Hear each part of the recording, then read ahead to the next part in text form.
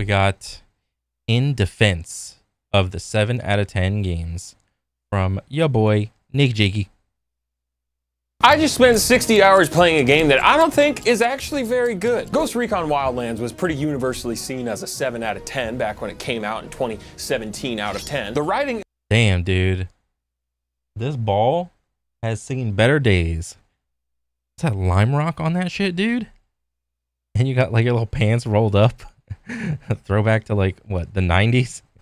Is among the worst of any game I have ever played. The voice acting comes across as like a middle schooler's idea of what they think sounds cool and awesome. The American interventionism power fantasy of hunting down a Bolivian drug cartel by blowing up tangos everywhere you go is problematic, to say the least. So why did I play this game so much? Because... Dang, 60 hours. I mean, hey, if it's a good single player experience at the minimum, I think it's, and you got like 60 hours out of it. I mean, how much did you pay for it? Like 30, 40 bucks? Was it on sale? I mean, it's about $1 an hour ish. That's not too bad. Kids, sometimes at the end of the day, daddy doesn't always want the cautiously prepared 5-star Gordon Ramsay dinner, all right? Sometimes he wants Pizza Hut. It's critically mid comfort trash. It might not be good for your brain, but spin me right round and call me dead or alive. Extreme beach ball, holy shit. Maybe I do like sports, dad. Chumba, wumba, hubba, hubba. But many of these critically deemed 7 out of 10s are often capable of scratching a specific itch. An itch that those esteemed 10 out of 10 hold forward while your character shimmies through a tight crack games just can't quite scratch. The only thing they scratching is that tight crack on their ass. The best 7 out of 10s. I mean, sometimes the 7 out of 10 games, they got a decent story. Like, yeah, their game loop might be like not unique or anything like that. Like, it's not groundbreaking. It's just good enough.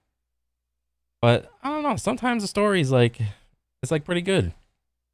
It might not always fully stick the landing, but hey, at least it's trying out some cool new trick. Don't worry about the haters, brother, I gotcha. 7s walk so that 10s can steal their mechanics later and win a bunch of awards. That's why 6 scare of 7, not cause they not. Take the Just Cause series made by Avalanche Studios, you know, some real solid 7 out of 10 games. Do people like them cause they're polished? Are you blind? Are you here right now? Is he stand up or is he in your chair right now? People love the physics-based sandbox of chaos and explosions and creativity and and scratches chin, ponders. What's in like every game in the past 5 years? Perchance it's gliders, my lord. Wildlands is borderline race car most of the time, so that's pretty rough. But if you ignore all that stuff, it's also a gorgeous, massive sandbox of opportunity that grants you so much freedom in how you want to pursue your objectives, and you can play it with your friends. And surprise, surprise, it's made by the undisputed king of the 7 out of 10 open world game, Ubisoft. Who the fuck you calling soft, brother? You're the soft one. Matter of fact, you be making me soft with that fuck. Actually, Ubisoft is unironically the 7 out of 10 king.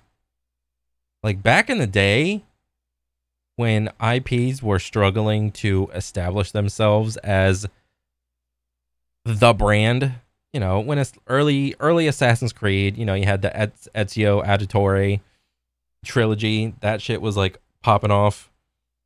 What else? You had Splinter Cell, you had like Far Cry 3. That was like another banger. What else? There was a lot of like IPs that Ubisoft had that they had back in the day, where like the original games, or maybe like a sequel or two after them, they were like, they found like a niche, polished it up, and then it went from like a 7 to like an 8 or a 9, or maybe even a 10.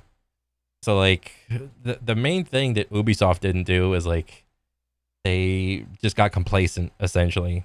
And now we're on Assassin's Creed 15 or 20 or whatever the fuck. And here we go, like Splinter Cell. I mean, there was like a recent installment of Splinter Cell, but that was like 6-7 years ago.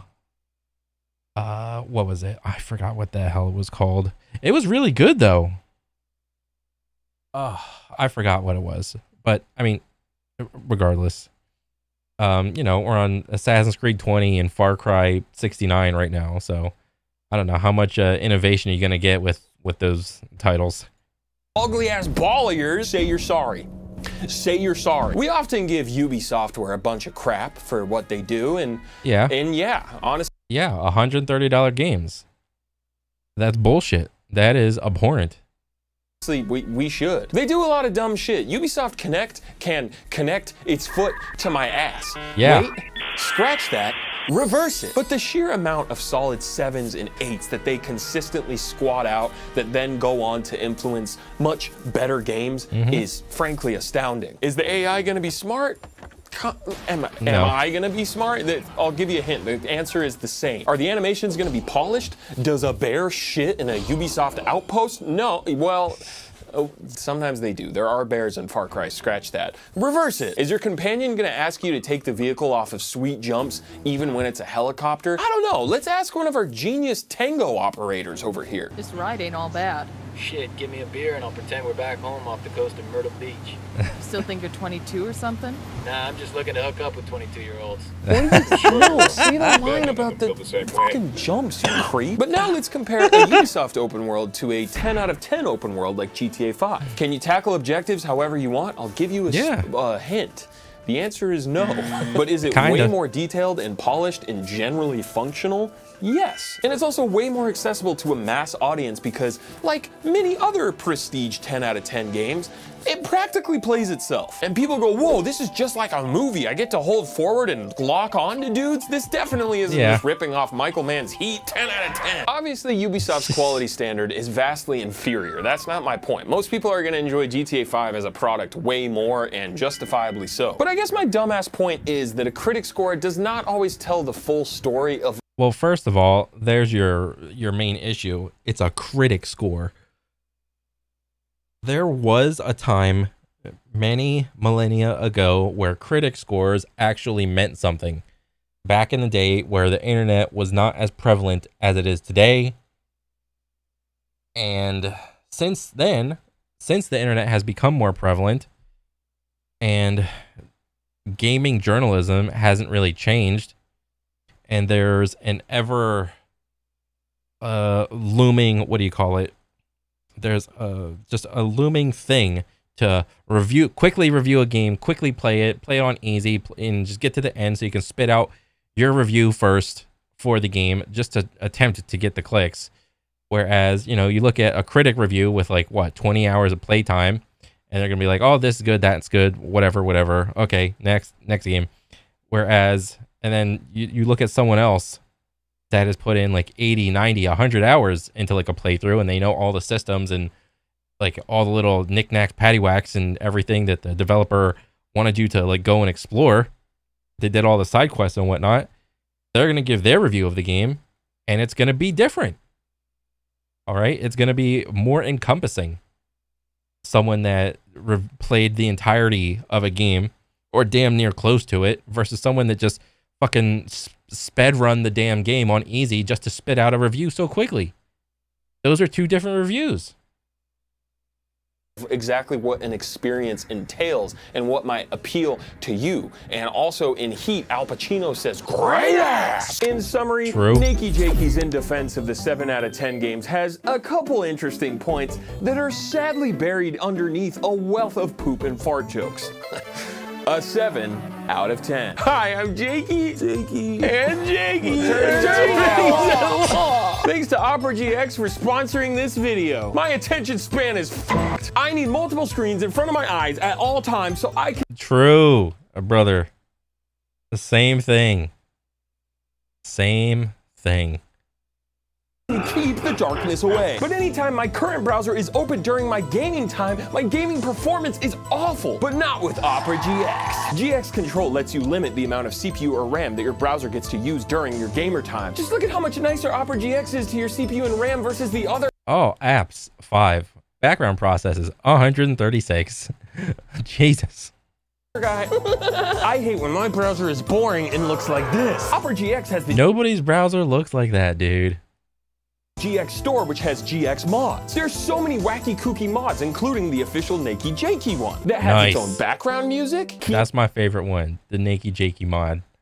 Keyboard sounds, opening and closing of tab sounds, theme and colors of the browser, dedicated wallpaper. You can also disable and enable individual mods on the mods menu located on the sidebar. Opera GX also has a quick import tool that lets you quickly import all of your stuff from your previous browser, like browsing history, bookmarks, and cookies on over to Opera GX. It's also compatible with every Google Chrome extension, much like my ex-wife is apparently compatible with everyone except me.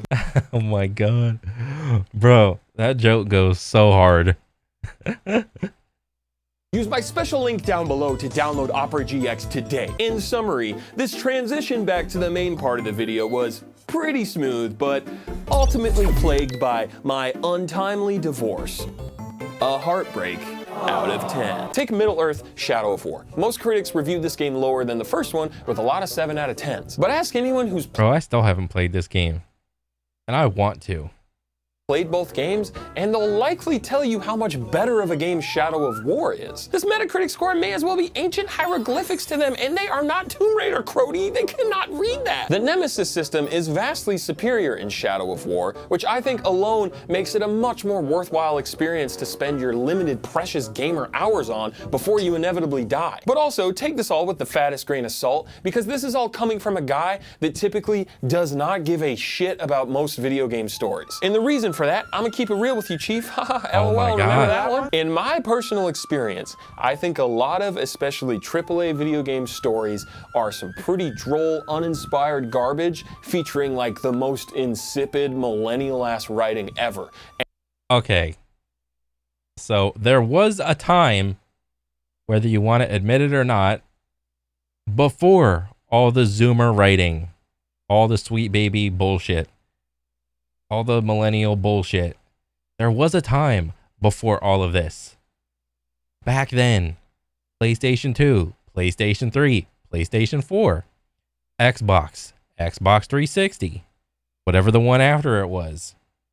There are a lot of good games in there, okay? A metric shit ton of good ass games and good stories that were being told back then. That time was the time when a lot of your favorite modern day AAA developers weren't so much AAA back then. They're kind of like AA, trying to like increase their staff and whatnot. And then, you know, they spit out an IP and hope they crossed their fingers and hoped it did well and whatnot. And it's like, they're just hoping. They're just hoping that these stories and games just take off. And for the most part, a lot of like AAA games back then, they were successful. But when you don't change, like, and then what ends up happening is like you just keep on banking on like the same IP over and over again with little to no innovation of the title, of the brand, whatever. And then people just over the course of time, over the course of 10 years or something, people just get so tired of the same bullshit, same copy paste game. And I do not hesitate to skip a cutscene. And if I don't even have the option to skip. Also, I am kind of like in the same boat as Nick Jakey, because the older I get, the less I just care about stories. There was a time when I was younger and I was like it's actually weird for me to say this. Like when I was younger, I had more of a long attention span. Like I could withstand like long bouts of just like being able to like pay attention. Now it's just like I get halfway through a YouTube video, I'm like, okay, what's another YouTube video I'm about to queue up next? I'm just like, okay, what's another thing? What's this social media doing? What's that social media doing? And it's like I'm just like bombarded with just bullshit. A cutscene, that's an immediate C sanitary rating for come on. Which is an interesting thing when it comes to reviews, right? One critic is going to place way more importance and weight on certain qualities versus another critic, story being a huge point of contention for many. So Shadow of War gets a lot of lower scores than Shadow of Mordor because of a shitty story and bloated size. Yeah, I don't give a shit about that stuff because it's not why I'm here. I'm here to kill funny orcs. I'm not here to 100% every game I play. Get a job. Not to grind your gears. This actually sort of is my job. Obviously, in a perfect world, you should get great gameplay and story, but if you realistically don't expect a Tarantino-level screenplay every time you boot up your Xbox 5, suddenly, a lot of those 7s are actually starting to look like 8ers or Yeah. 9ers. Hey, yo, Niner, we got 319. Dying Light is such a fun and unique blend of fluid movement. Oh my God, I remember Dying Light. Like, this is such a good game. And then when they came out with the second one, I was so disappointed. It's like parkour with zombies and like melee and guns and shit.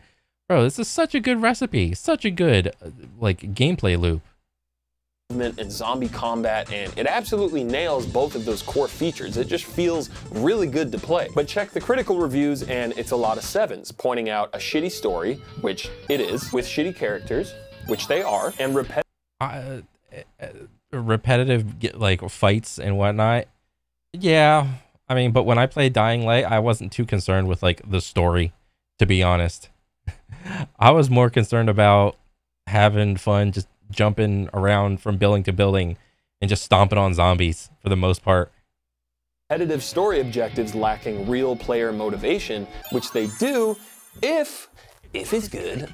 Your main reason for playing the game is the riveting story. If you're here to kill zombies and be terrified while running around nighttime with your friends, the only objective you need is an icon on the map saying, come get y'all juice. Okay, but now look at Dying Light 2, which also received a lot of 7s. I mean, honestly, it's a lot of the same reasons as the first game. But for me, 2 was a disappointment for different reasons. The satisfying ragdolls from the first game were just fully absent, and it just didn't feel as good to kill zombies in this game, which, along with doing cool jumps, I do so very much love a cool jump, that's why I'm here. I'm not here to find out what happens to generic 20-something male game protagonist who mysteriously sounds like every other fucking 20-something male game protagonist in every game ever. I love skateboarding, and I also love games that have a high skill ceiling and take some time to master, you know, like Super Smash Bros. Melee or Big Buck Hunter Arcade nude mod texture pack. So you take a skate simulator like Skater XL or Session, both games that reviewed very poorly. I mean, I'm talking more like 5 or 6 out of 10 because of the price, the bugs, the difficulty, the lack of a true single-player campaign, all totally valid reasons. What the But at the same time, I have played them this much. Oh shit, almost 200 hours. Aren't these like skate games? They're like the type of controller games where you gotta like flick the stick. Like, what is this, a circle? You flick your stick and it's like, you gotta go like, this is like an ollie, and then it'll be like, I don't know, this will be like some other move, this will be like another move, and then it'll be like that is like another move or something like that. Bro, those type of skateboard games, I thought those are really cool. And here's a hot take. I think the skateboarder games that have that style of you know, trick mechanics or whatever, I think those controller players are way better than any professional controller player in any FPS shooter ever. Period. And I have deduced that Session is actually the much better game. One man's trash is another man's virtual tech deck that I can play for hours and hours on end, giving myself my own objectives and challenges, much like a baby that just took your phone and found the settings app. At the end of the day, what even is a review score but an arbitrary number that some person online just chose and said, yeah, I know that's right. Why is it so deeply rooted in our caveman brains to assign rankings to everything and pit everything against each other with Because most people that consume games are like either they don't have like the most money in the world, all right? And so with that being said, it's very crucial when like choosing a hobby to like figure out, is this game worth it for me? Am I going to get a lot of replayability? Am I going to get a lot of time out of my purchase? So on and so forth. So yeah, that's literally it. Tier lists and top 10 lists, restaurants, movies, video games, people. Are you a 7 out of 10? Am I a 7 out of 10? This video title isn't even an original thought. This person wrote about the exact same concept before I did, and this person wrote about it before they did. Are we all just doing and saying the same things? Does any of this even matter? Are we purely defined by the numbers that assess us? This video gets less views. This video gets more views. YouTube won't let me forget the numbers, Mason. Nothing is real, Mason. What's the point of anything if it's all actually mid? Maybe we should all just play Wildlands in this bar. Yeah, that sounds good. But maybe the magic was lurking in the mid all along. Is the beauty of our daily lives actually sourced in the mundane moments we deem to be seemingly unacceptable? For a split second, it looks like hyper cum. And then Hyperi cum. Maybe the truly exceptional moments are the ones special and individually unique to us. The things that we like, even if this one chronically online yoga ball gamer said it made them want to Ubisoft connect their foot to ass. Maybe everything was a 7 all along. I'd be okay with that. A 7 feels most accurate when reviewing our collective experience on this blue orb. It's mostly good with a little bit of trash sprinkled on top for good measure. A 7 out of 10. And I'm okay with that. Thank you for watching my video, brought to you by Ball Creative. First merch drop pre-orders should be shipping out around now. Is Ball Creative, do they make these little yoga balls? Because that is like a perfect sponsor for Nakey Jakey. This video at the time of this video going up, so expect that. Comment your favorite 7 out of 10s. Oh my God, he's gonna do it again. Is he here right now? Is he stand up or is he in your chair right now? Comment below, rate, subscribe, f that bell up. Just bless up till you dress up. Is he here right now? Is he stand up or is he in your chair right now? Got that out of the way. Truffle butter on your pussy. I'm gonna eat it in the morning. What? Oh my God. 3 hours playing a Putting truffle butter on that pussy, I'm gonna eat it in the morning. Oh my God. That's a good outro right there. Damn. Yeah. I mean, I've always hated the mentality of 7 out of 10 games. It means it's not worth it. It means it's good, just not a masterpiece. Yeah. But there was a time back in the day when I was like getting all my reviews out of like video game magazines and shit, where a lot of the games that were in there,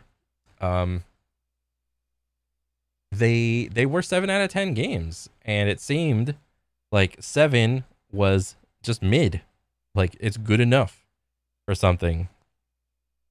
When, you know, if you take a step back and look at like the 0 to 10 scale, it's like, well, if you just go halfway, well then 5 is mid.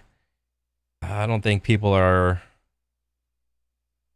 like really critical enough, or like they give 7 out of 10s because it's like, I would play it. I don't know. 7 out of, like, I'm sure, I am 100% sure I have probably played more 7 out of 10 games in my lifetime than I have, like, I don't know, 8, 9, 10s in my lifetime. So they're not all bad. Just, you know, you just got to be a better consumer, a little bit more skeptical sometimes with some of these critiquing people that are like judging these games. But yeah, I mean, overall good video, and I'm excited to see more. And when the fuck was your last goddamn video, Nick Jakey? Was it like 6 months ago? 2 months ago? Oh, okay.